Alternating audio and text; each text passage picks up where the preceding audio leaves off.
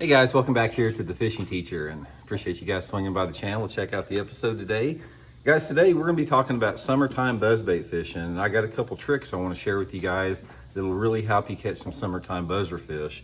You know, buzzbaits are good anytime the water temperature is about over 55 degrees. There's different techniques and different type of buzzbaits and different colors and different sizes that work based upon the time of the year.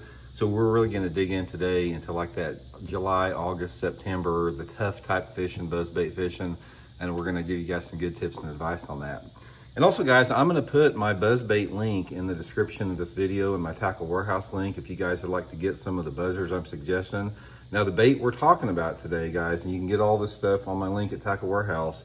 It's a small buzzer. It's a 1/4 ounce buzzbait, and it's got the Mega Bass 3-inch spark shad on it. This is the technique that we're going to talk about. So I'll have the spark shad link in my Tackle Warehouse description along with the buzzbait link to get you guys some small buzzers there. You can use that. And also guys, one quick reminder, we are just about out of time. I actually don't have a pair right here, but anyway, Solar Bat has got that big 250th anniversary sale going on my Signature Series glasses, my RB2s and 3s. We got one more week left in the sale. You can get them at 50% off right now, guys. Half price. Use the promo code RandyB for free shipping and handling. That link will be in the description of the video too. So thank you for putting up with the plugs there. Really appreciate that. Man, it is steaming in the tackle room here, guys, right now. It's about 95 degrees out. I am sweating like crazy here. But I've got a little AC unit here in the shop here, but it doesn't really work very good. And if I close the doors and turn the AC on, it sounds like you're in a cave or something. So I've got the AC off and the doors open today. So if I'm starting sweating, you'll know why. Okay guys, let's talk a little bit about the progression of buzzbait fishing, and we'll talk about why this specific setup that I'm going to talk about today, this little bitty small buzzer with the smart shad on it, is going to be good for you to fish. Anytime that I start fishing a buzzer normally like when that water gets around 55 degrees in the pre-spawn.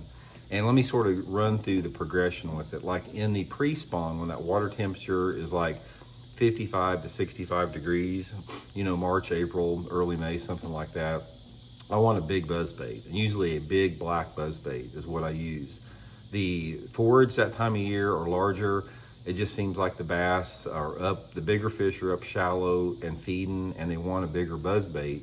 And as the year goes on, it's like, as you get into like May and June, they start to want a little smaller buzzer. Like I'll throw a 1/2 ounce, a big 1/2 ounce and 3/4, like a, you know, some type of a really big full-size buzzer early in the spring like this. And then as it gets a little bit into the May and June, I'm going to a little smaller buzzer, like a 3/8 with a smaller blade, and I'm moving to a shad pattern. And then by the time the dog days of the summer get here, like we're in right now, that's when I'm going small. And I go to a little swim bait on there with the small buzzer like this. Sometimes I'll even trim. In fact, let me show you here. I normally trim it back here. I just didn't here. Well, I'll bite off. This is a 3-inch swim bait, so I'll bite it off to like, you know, 2.5 inches, and I'll rig it even smaller like that, like a little minnow, facsimile here.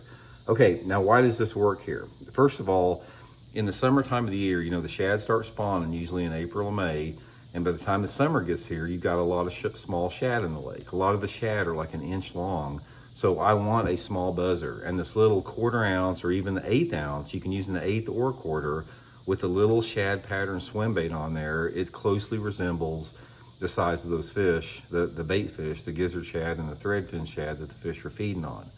Another thing with that is when you're talking about buzzbait fishing in the summertime of the year, a lot of these fish are going to be in shallow water and they're going to be in stained water. And let's say, for example, you got a, you know, place where you're fishing where the water visibility is about 1.5 or 2 foot deep, which is about perfect for what we're talking about here.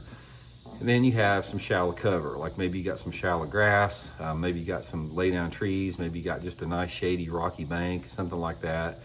Those fish in the summertime, when that water's hot, they don't want a big honking buzzbait. They don't want something that like is really, really obnoxious and too large in that shallow water this time of year. They're up shallow, but they're not really they're not actively feeding. A lot of times in the summertime, even though the water's warmer, and you would think that since bass is cold-blooded that their metabolism start to pick up a little bit, that's not really the case, because a lot of times in the summertime it's hot, the oxygen levels, shallow water, a little bit lower, and those fish just aren't really aggressive, especially during the daytime, because in the summertime those fish feed very heavily at night. So if you throw like a big 1/2 ounce or a 3/4 ounce of buzzbait up into 2 or 3 foot of water in August and September, you're not going to catch many fish.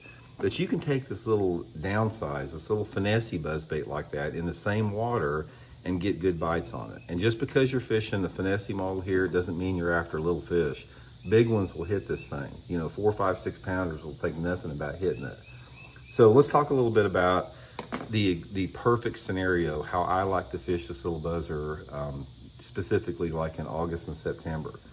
The first thing is there's a couple different elements to this. You're not going to see much of an impact as far as the fish, biting better if you have a cloudy day, which is pretty rare in the summertime. Occasionally in the summer, you'll get like a thunderstorm in the afternoon, but we just don't have those cloudy days where it rains all day long like you do in different times of the year. So given that, you have to be out in the lower light conditions in one situation. So the first situation is when I want to get out there early in the morning, right after that sun comes up, or right before the sun goes down, and I'm going to be chasing shade, especially on rocky banks, some type of a steeper rocky bank.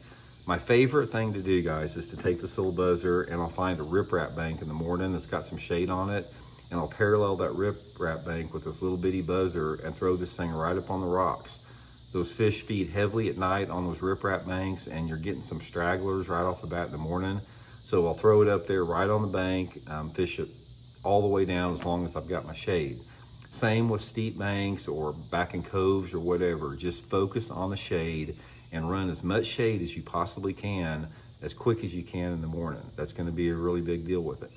The next thing you can do is once you lose your shade, say for example it gets up 10:30, 11 o'clock to noon, that is when you can still chase shade, but you have to be around shade where there's objects throwing off shade. So I'll still throw that little buzzer up during the day, especially if I have off-colored water and if I've got the shade of like some shade of a boat dock, shade of an overhanging tree, maybe the sun angle up on a high bank throwing a little bit of shade off.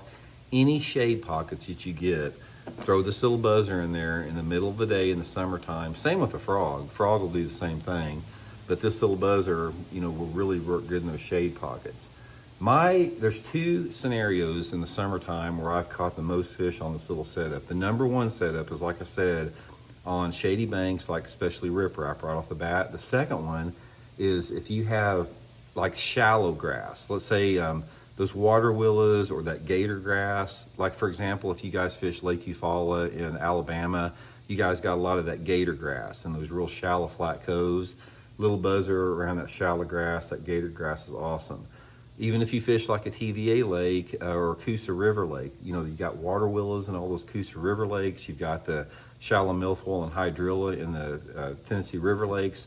And this little buzzbait around that shallow grass early in the morning will definitely get you some good bites with that. Most of the time I'm fishing it, usually 20-pound test Seaguar and Vizex fluorocarbon line. I'm throwing it on like a 7-foot 2-inch medium heavy bait cast rod, that Megabass Perfect pitch. I don't like braided line. Sometimes I will even throw it if I go to the 1/8 ounce model on a spinning rod. I'll take a spinning rod and I'll put 20-pound test straight braid on it, and you can make a long cast with a really light one, but it depends how far I'm casting. Let's say if I'm fishing long stretches of riprap and I've got a little 1/8 ounce buzzer, that's when I'll pick up the spinning rod with a 20-pound straight braid so I can make a longer cast with it. But if I'm throwing it tighter to targets like around grass or shade pockets, I'll use the bait caster with it. And with the little one here, guys, you don't really have to use a trailer hook. I don't use a trailer hook hardly ever because it is so small there. And one of the things I'll tell you about a trailer hook is that this is a little side topic here, a little bonus part of the video here, but if you're using a trailer hook on a spinnerbait or buzzer, it's going to cost you bites. I never use a trailer hook in practice for a tournament.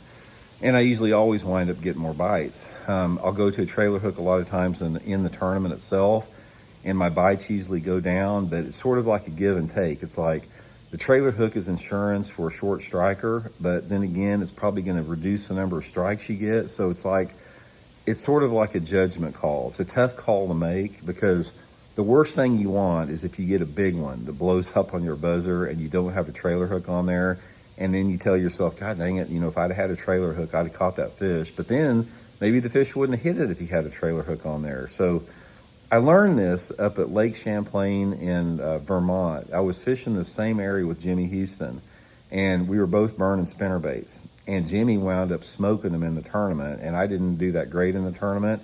And the only difference is that Jimmy was not using a trailer hook in that clear water, and I was using a trailer hook, and I think that made a pretty big difference with it. Another thing that I'll give you guys a little tip and advice in the summertime is fish your buzzbait a little bit faster. You want to use it like with a medium fast, stop and go retrieve. You don't just want to gurgle it across the surface slow. Speed it up a little bit and make it erratic. And all that stuff adds up to some good fish. But anyway, guys, get you some of those little baits. I'll have that Tackle Warehouse link in the description, and really appreciate it. I'll talk later.